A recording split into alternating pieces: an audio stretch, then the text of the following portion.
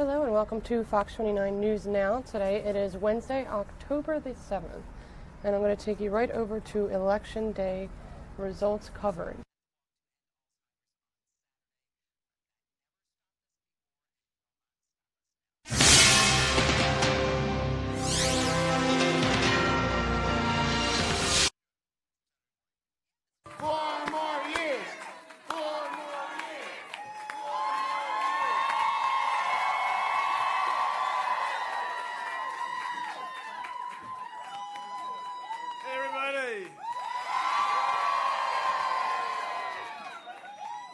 So, I want to introduce myself.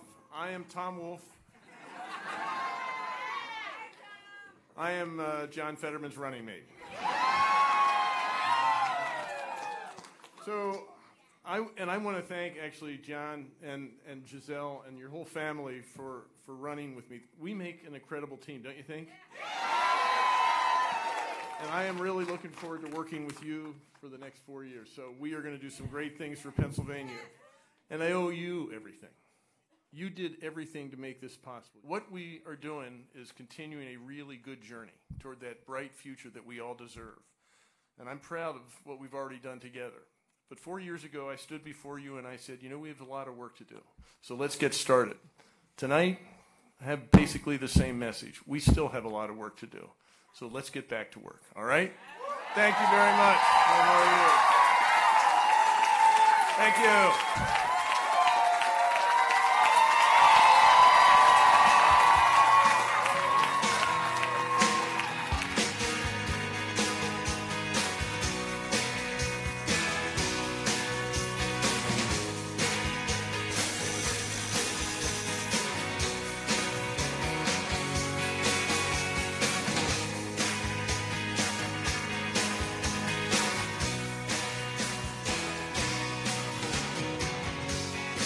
And that was Governor Tom Wolf after he received news that he had been re-elected for another 4 years, as you heard.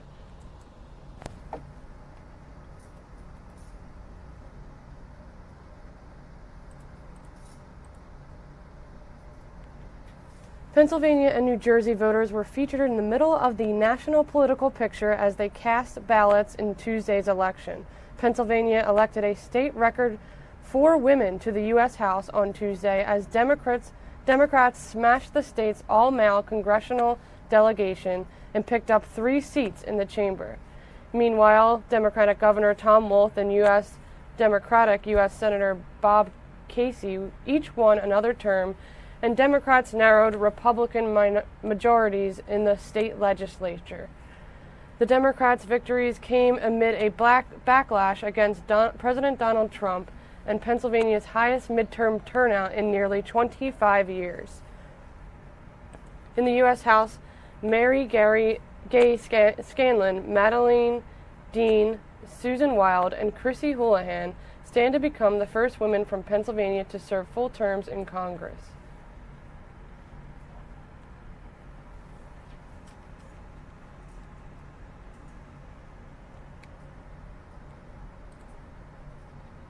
Women are making history this morning with a straight sweep, taking the 4th, 5th, 6th, and 7th districts in Pennsylvania, sending 4 congresswomen to Capitol Hill. This will be the first time in 3 years that the House delegation will include a woman. Lauren Johnson has more. Hey, good morning. So women here in Norristown wearing some pretty big smiles this morning, celebrating, pretty happy about last night's results. We caught up with a couple of them this morning on the platform, and we will hear from them in just a moment. But first, let's go back to last night, a celebration, and our cameras were there to capture the spirit of one of the big wins in Pennsylvania. Mary Gay Scanlon helped the Democrats last night. She beat out 9 other Dems in the primary. She was heavily favored to win that district. And the 5th district was reformed after the map was required to be redrawn earlier this spring by the state Supreme Court. The civil rights attorney ready to get to work in January when she joins the 116th Congress. But for now, she's celebrating with the voters and say they helped to change the conversation in Washington. And we talked to a couple of them. So women are taking over, women's votes count, and we're seeing people coming out to the polls. I'm so happy to see so many women. Yes. What message does that send to our country? that women can do anything, and I think we should aim high. And if we can't aim high, then aim higher. So who are the state's female freshmen? Susan Wild in Lehigh's 7th District, Madeline Dean from Montgomery County's 4th District, Chrissy Houlihan in the Chester County-based 6th District, and again, Mary Gay Scanlon in Delaware County's 5th District. Now, one woman says we need to stop saying it's the year of the woman and celebrating that milestone because it's been long overdue. So let's just say, finally, women are getting a chance to do what they should have been doing for so long. Back to you guys. Thank you, Lauren. In New Jersey, Democrats flipped at least 3 congressional districts. One race is too close to call. That's in the 3rd District. Republican incumbent Tom MacArthur was holding on to his seat with a slight margin against Democrat Andy Kim. It may be days before we find out who's elected. Steve Keeley is live in Cinnaminson, Burlington County, with more. The deadline and the headline were both pushed back, waiting for a finish line that never came on election night or even now the morning after. And so the hotly contested negative TV commercial campaigns of Congressman Tom MacArthur and Democratic challenger Andy Kim still wait for a winner. And the waiting now is for all the outstanding mail-in and what's called provisional ballots to both be counted. And election workers in Morristown said provisional ballots probably wouldn't be counted until Friday. And provisional ballots became a big election day holdup, not just in Morristown, but throughout New Jersey. Many voting did not even know what a provisional ballot is and often found out by going on their phone and looking it up on Google, which had a 200% increase just in Toms River and Morristown alone of people wondering what provisional ballots are and how they ended up having to fill out the lengthy paper ballot instead of being allowed to just vote in a machine. The provisional ballots caused longer wait lines at polling places, including Morristown's, just like they did all over New Jersey. Voters who got mail-in ballots got a big surprise when they showed up to vote yesterday and were told by election workers they would not be allowed to vote in the machine booths, but would have to fill out the paper provisional ballots. Because Governor Murphy wanted to increase voter participation, he signed a law in August ordering all county clerks to send out mail-in ballots to hundreds of thousands of New Jersey residents who all asked for 2016 mail-in ballots, even if the same voters did not want or ask for mail-in ballots for this election. And so that slowed the voting at the polls, and now the result of the 3rd District congressional election. In Cinnaminson, Steve Keeley, Fox 29 News. Back to you.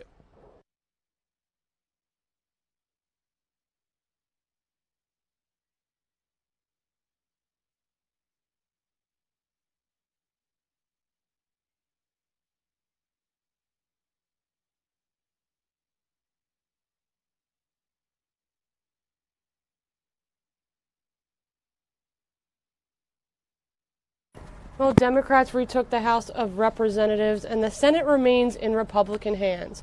Doug Luzader in Washington, D.C., spoke with Fox 29 Good Day with more on the results from the midterm elections.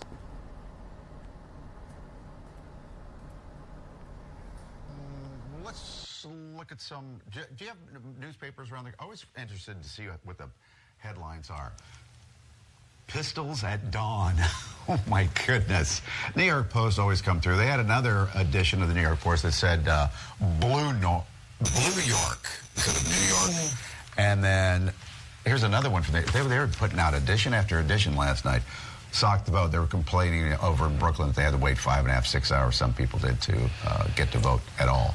But the interesting thing is, as we show these national papers, depending on what state you're in, some of the local papers, they may not have much to say because some of these races still aren't decided. That's very true. Doug Luzader brings up to date on that.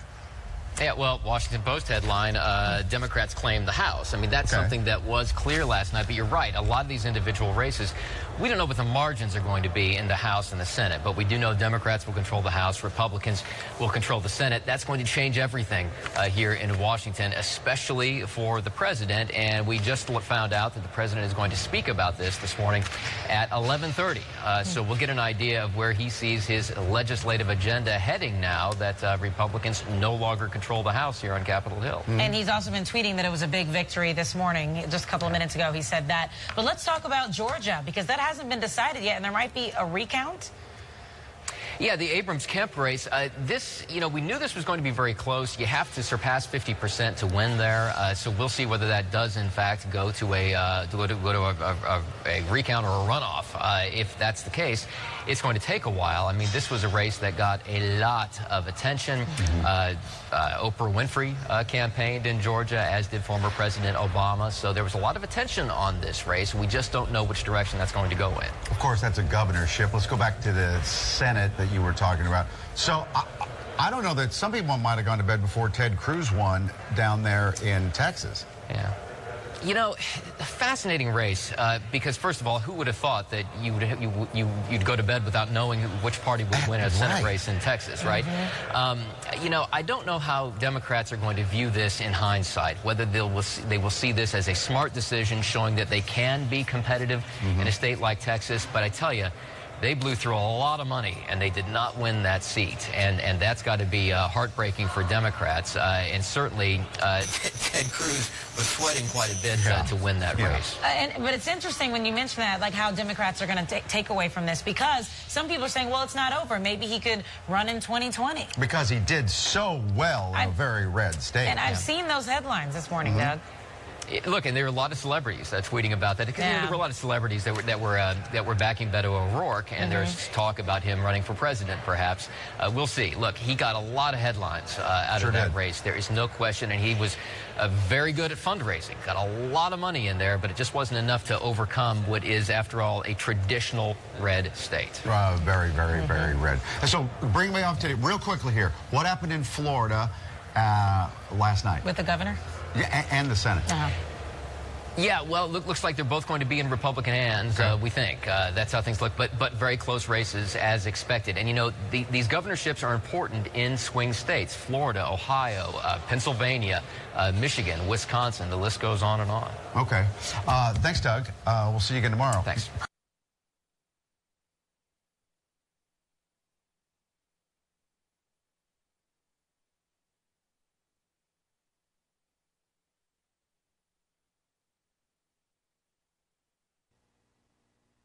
And for all your election needs, check out our website at fox29.com, where you'll find all of our post-election coverage and breaking news.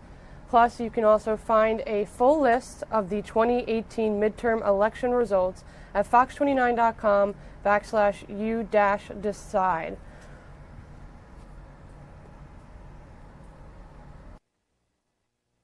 We're all sent a picture. Why? Yeah, I was up all night watching, so I haven't slept yet.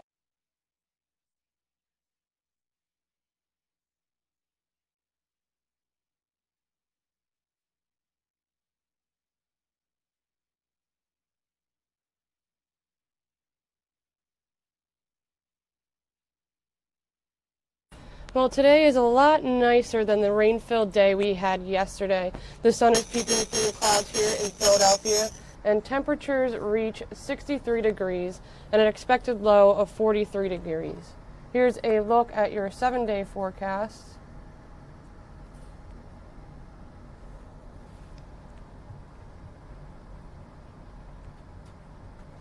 It should be even sunnier tomorrow, but it's going to be cooler. Another rainy day Friday. Nice and windy this Saturday for our Eagles on Sunday. Nice and sunny as well.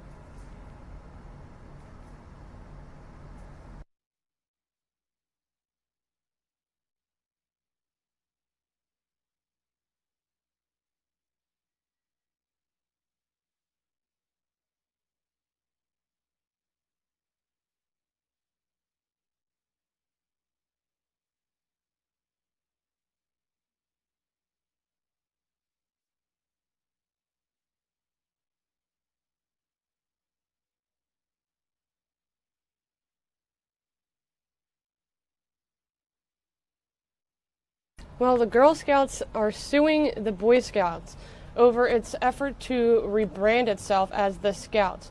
Tracy Carrasco has more and spoke with our Fox 29 Good Day this morning.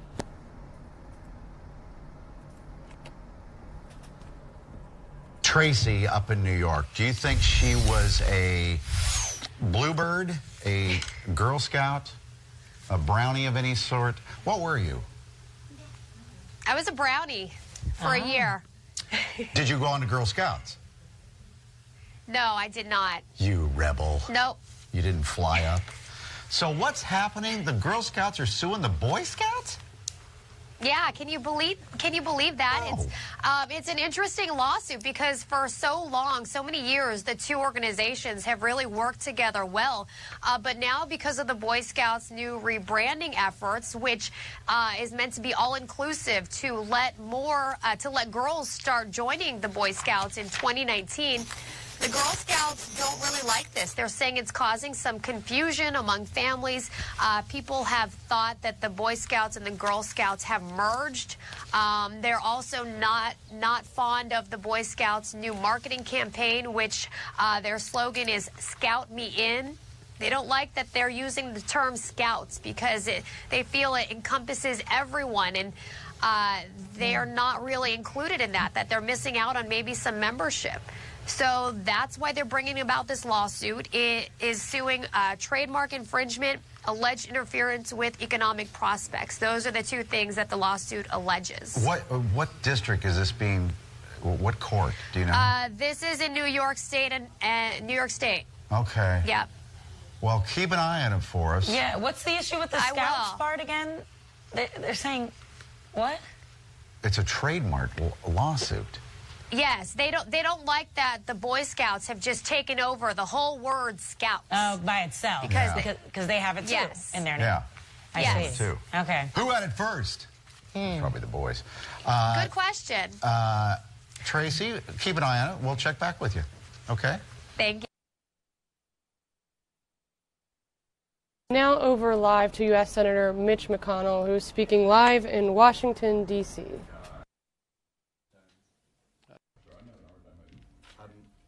What would Senate Republicans do in the event that the House Democrats try to obtain President Trump's tax records? Well, you know, the whole issue of presidential harassment is interesting. I remember when we tried it in the late 90s. We impeached President Clinton. His numbers went up and ours went down, and we underperformed in the next election. So the Democrats in the House will have to decide just how much presidential harassment they think is good strategy. I'm not so sure it'll work for them. Yeah. So just to go back to that, are you recommending that for House Democrats that the oversight that they have said that they're going to do might backfire on them? Are you saying that they? No, they're not interested in my recommendations. All I'm doing is making a historical observation that the business of presidential harassment, which we were deeply engaged in the late 90s, improved the president's approval rating and tanked ours. Thus, my observation is that might not be a smart strategy, but it's up to them to decide how they want to handle that. Senator McConnell. All the way in the back. Senator McConnell, is there anything that you're going to be doing in the coming months to increase the number of women who are being recruited on the Republican side to run for office? It's been a frustration. I think I've mentioned to you before that we've had plenty of women candidates. A lot of them have not won. Marsha Blackburn won. We're hopeful that Martha McSally will win. I'm going to be trying to convince one of our women, for example, to go on the Judiciary Committee, something I've tried and failed the last couple of Congresses. Yeah, I mean, we need to do a better job of recruiting women candidates and getting them elected. Hopefully, we'll have 2 new women Republican senators here shortly. Senator? Yeah. Talking about the House oversight that is likely to come, the president tweeted this morning saying that that if the House continues with their investigations, that we will likewise be forced to consider investigating them for all the leaks of classified information and much else at the Senate level to him play at that game. Can you respond to that? What do you think about that? Well, I'd like to focus on finishing up this session. We've got work left to do, and we'll see what happens next year. Yeah. Have you had discussions with the president about any of that? I know you're trying to avoid that right now, but. Yeah. On this session, can you rule out a government shutdown? Yeah, hopefully that will, you know, look, we need to work this out. We had the most successful appropriations process already in 20 years. 75% of the government got funded before the end of September. And we all know we need to work together here toward the end to finish that up. and we're going to do the best we can to try to achieve the president's priorities, and hopefully we'll not be headed down that path. Senator McConnell. Yeah. What do you think of doing a DACA fix, either lame duck or next year? The what? DACA fix. Oh my goodness. Well, you know, I can't imagine with all the things that we have to do here to wrap up this Congress that we would revisit immigration, but who knows? What about next year? It's on the, you know, it's on the agenda every year because we have serious immigration issues. I would remind all of you all, the Democrats had total control of the government in 2009 and 2010 and never dealt with the immigration issue. So it seems that no matter who's up or who's down, we have not been able to come to some kind of conclusion about what to do on immigration. The one thing I thought we all agreed on was this border security issue. Most Democrats voted for it 10 years ago. But we've had a challenge on that as well, as evidenced by the president's desire to build a wall and the reluctance on the other side to support it. So I can't imagine we'll do anything beyond trying to deal with this funding issue on the wall here at the end of the session. Senator McConnell. But in light, just a follow-up on that, the president had made a real issue out of it going to the midterms about the migrant caravan and the crisis that it was causing at the border. When you want to put immigration at the top of the list, do you agree with the characterization the president used that it was a crisis from this migrant caravan that's coming? Well, that's sort of an executive branch issue about what, you know, how to deploy security forces to deal with that. I'm sure the president will handle it skillfully. Do you believe it was a crisis, this migrant It's up. It's not a legislative issue. It's a question of how you want to deal with the security at the border. The president has wide latitude to do that, and he's taking advantage of the opportunities he has. Yeah. Senator McConnell, if Democrats do engage in aggressive oversight of the Trump administration, how will that impede your ability to work on a bipartisan fashion with Nancy Pelosi? I'm having a hard time hearing you. If Democrats do engage in the House in aggressive oversight of the Trump administration, would that impede at all your ability to work with a possible Speaker Pelosi on things like infrastructure? No, I don't think so. Yeah. Senator, on health care, if the judge in Texas rules to strike down all or part of Obamacare, how do you think Senate Republicans might respond to that? If what? If the judge in Texas strikes down all or part of Obamacare? Well, look, the health care system is still a pretty big mess, and it's obviously now going to have to be addressed on a bipartisan basis because the Democrats will control the House. And I don't think anybody's satisfied with the status quo. And the American people have given us divided government, which they've given us most of the time since World War II. They seem to like divided government. And I think the message is figure out what you can do together and do it. And I think health care is still a crisis and needs to be fixed. Yeah. Senator McConnell, if House Dems push to expand Russia probes, do you think this is an effort to undermine the president? And is there potential to get out in front of the special counsel on this? Look, on the Senate side, the Senate Intelligence Committee has been looking at that issue, and we expect them to report at some point in the future. And I look forward, and so far they've operated on a pretty bipartisan basis, Senator Burr, Senator Warner, and look forward to hearing what they have to say. Senator McConnell. Yeah. Senator McConnell, have you spoken to Governor Scott or Congresswoman McSally about their races, and how do you feel about those states? Well, Governor Scott and I traded calls last night, so I've not actually connected with him yet. I'm going to be talking to him shortly. And I have not spoken to Martha McSally, although we traded calls too. They were pretty late at night. I decided to go to bed and talk to her this morning. Senator McConnell. Yeah. A quick question. You're going to have an extra cushion in the Senate with extra seats on the Republican side. What will that enable you to do? Will this ease judicial nominations? What's the practical effect of all Well, you know what my top priority is. I've made it very clear. It's the judiciary, the 2 Supreme Court appointments, the 29 circuit judges, the 84 overall number of judges, and we're not through doing those this year. The president, I think, has done an excellent job in picking young men and women who believe the job of the judge is to follow the law, and we intend to keep confirming as many as we possibly can for as long as we're in a position to do it. So it'll still be my top priority in setting the agenda here in the Senate, next Congress as well. Yeah. Senator, will you revisit earmarks in the new Congress? And then a lot was made of your comments about entitlements in the last couple of weeks. Are entitlements an option? The Democrats have made it perfectly clear they're not interested in dealing with entitlements, and they're in a position to say no, and so I don't think that'll be on the agenda. What earmarks, sir? I have no idea. I hadn't really thought about that. We've got a conference rule related to earmarks on the Senate side. I can't imagine that's going to change. Yeah. McConnell, will a 10% middle class tax cut be on your agenda next Congress? Well, any effort on the tax side would clearly have to be negotiated now on a bipartisan basis, and we'll just have to see what. I assume Nancy will be Speaker. We'll have to see what they want to do in this area. We'd have to do it together. We wouldn't have the possibility of doing it on a party line basis like we did in this Congress. Leader McConnell, yeah.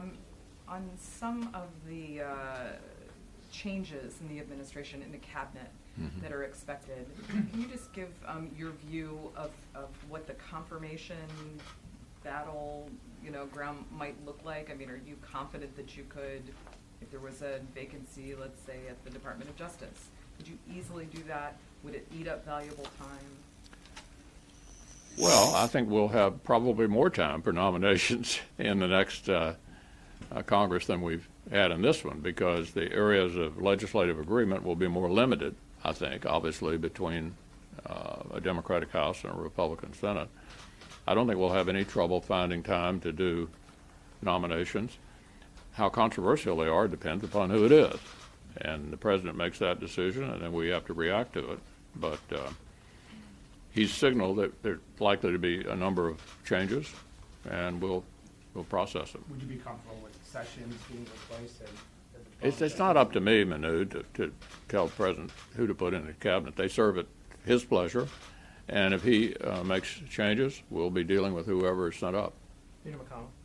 Yeah. Leader McConnell, presidential elections obviously starting soon. Some Democrats are probably going to be announcing or testing the waters next couple of months. Really? What impact do you believe that'll have, and also the president's upcoming re-election? What do you think that'll have next? Well, it's going to be fun to watch the Democratic presidential aspirants, of which we have a number in the Senate, and Chuck may have some attendance problems from time to time, but it'll be interesting to watch. Leader McConnell, do you plan on running for re-election yourself? I do. You do? I do. And are you confident that President Trump will support your re-election? I'm sorry? Are you confident that President Trump will support your re-election? I wouldn't be surprised. Anyone else? Okay, well, thanks a lot, everybody.